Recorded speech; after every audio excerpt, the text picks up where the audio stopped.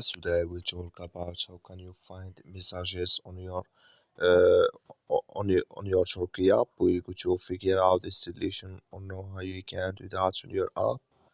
So you just follow these ways and it's going to work with you.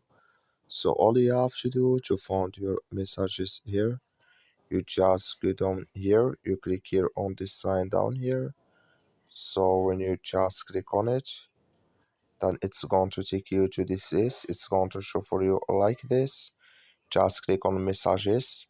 Then here it's going to show for you all messages you have, or collapsed here messages. You will find it in this list here. So here can you find all your messages. Just click on it and you will find here collapsed message here, or here your messages. That's all. Thank you for watching. Don't forget to support us by liking and subscribe.